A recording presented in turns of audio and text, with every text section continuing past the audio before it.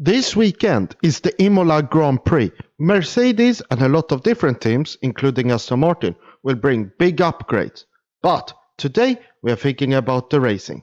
Is it good or is it bad? Should Imola stay or should Imola go? And should it be replaced by Turkey or any other circuit? Well, today we're figuring out. I'm going a 5-lap race around Imola in Formula in F1 cars in Automobilista 2. So let's go and see. Okay, so I stalled a bit on this at the start and I'm finishing last. So let us see how far I can get up. Okay, so I'm just telling you we don't have any damage on, or or that wouldn't have been such a good incident. Okay, so I've gained 2 positions at least. But here is like the problem which a lot of people like to say with F1 cars, that they can't follow each other so well. But it seems like we can. And obviously this is a sim and this is not real life, so everything might not be actual real in terms of how the racing actually is. But here, so far, I can easily overtake if I have a speed advantage. But obviously if you don't have a speed advantage it might be really hard. So if you're not Verstappen, it might be really hard.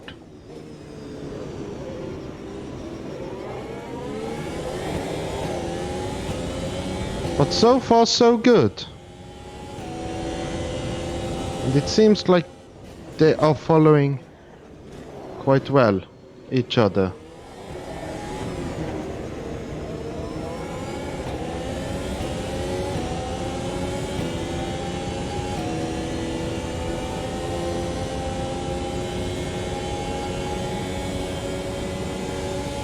But we see some overtakes. Here is Jonah. I will look after your car in this session. K-Toad is also here. Call us if you have questions. We wish you success. Okay, so it's going quite well here. And then you heard my engineer. It seems like I can really push. The AI is probably a bit too low, but what seems like here, so obviously have the AI level too low, but something which a lot of people have complained about is the aggression of the AI in Automobilista 2. And you could see probably that they are maybe little bit too aggressive. Car right. Right clear. So I spun, but let us see how much time I can gain. Let me do some clean overtakes. I was going quite quickly, at least, which is good. So let me see how much time I can gain.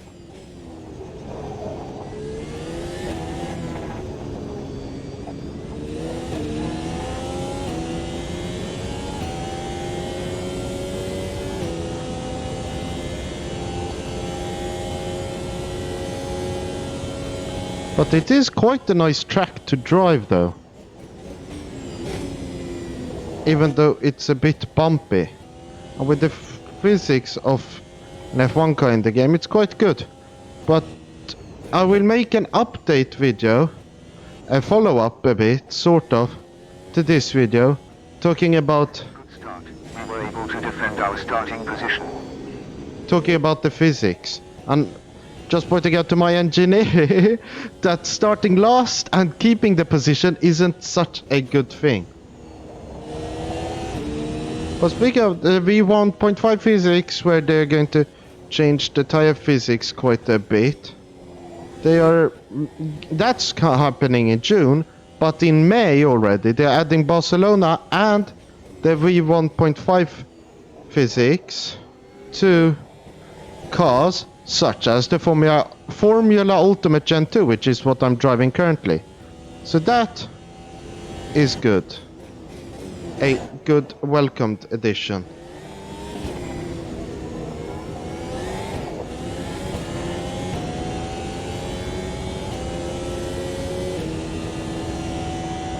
You can see I'm up.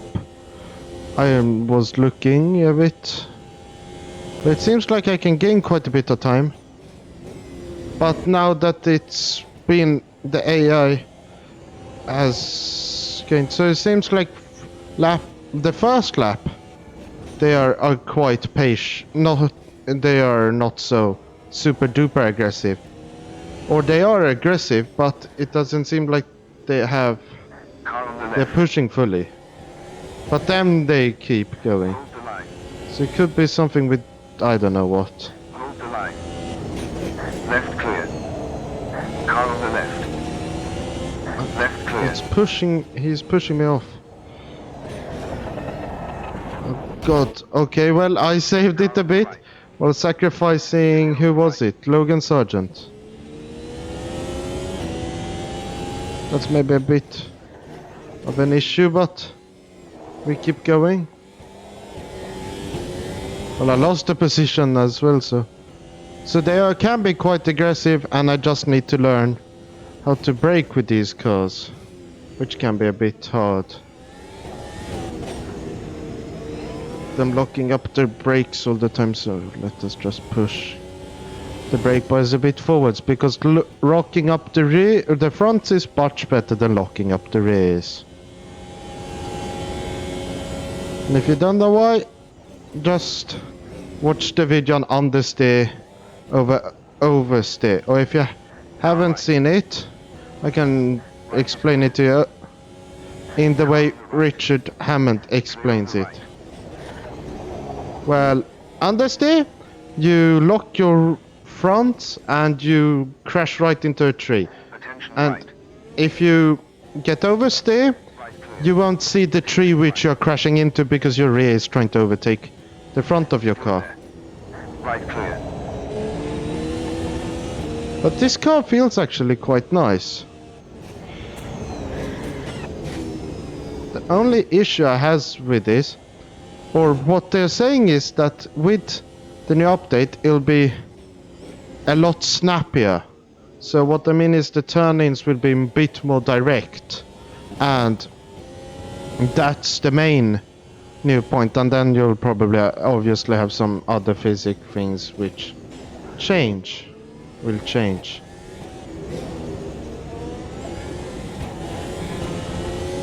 So there, lap 5 is finished soon, and we'll be on the cooldown lap. Okay, so we took control of it, which isn't the setting I wanted, and Vettel won! How wonderful! But if we go back to the talking point, is this a good circuit? Thumbs up, thumbs down. Well, I would say thumbs up, because it brings good racing, maybe a bit more of a driver's track, but it is quite fun to actually drive, in my opinion. And the racing, well, in real life, I'm not sure. It brings out good, because you had like Leclerc losing at the fix. So I think this circuit is a good track to drive around.